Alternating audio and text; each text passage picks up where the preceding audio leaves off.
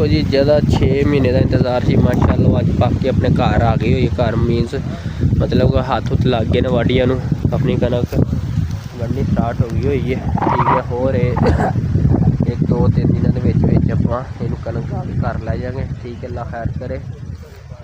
बाकी जानते रहो, वाहदा रहो, सब की खैर, सब का भला। तुहाडा अपना वीर रियान भाई लेंदे पंजाब तो तुसीं वेखदे पे हो रियल किसान लाइफ नियर सिटी। अपनी पूरी वीडियो आ रही है कल, हाल अपनी वीडियो पानी कल अपलोड करनी है। ठीक है जी, जो वाली वीडियो सी वो अज आप लोड करेंगे। जी रात बनाई थी मेरी ताई दी कनक गाई गई। तुसीं कमेंटा दसना अपनी वीडियो कितों वाच करते पे, कितों देखते पे। इदा की वीडियो देखने वास्ते तुम इदा की वीडियो देखना चाहते हो, सानूं पसंद करते हो, किसान का प्यार करते हो, सपोर्ट करते किसान की, फिर तुसीं अपने मेरे रियान रियल किसान नियर सिटी तुहाडा चैनल, अपना चैनल सबसक्राइब कर लो। ठीक है, बाकी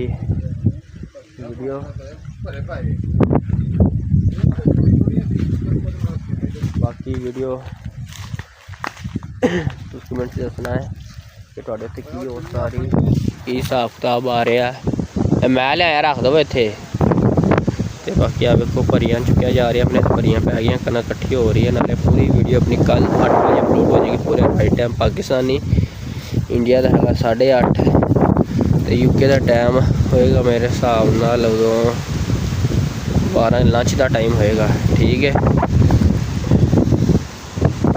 अल्लाह खैर करे। बाकी तुसीं दसना अपनी वीडियो कितों वेखदे, किद्दां दी वीडियो लगदियां पियां तुहानूं। ठीक है, बकाया रब रखा तुहाडा अपना वीरा रियान भाई लेंदे पंजाब तो।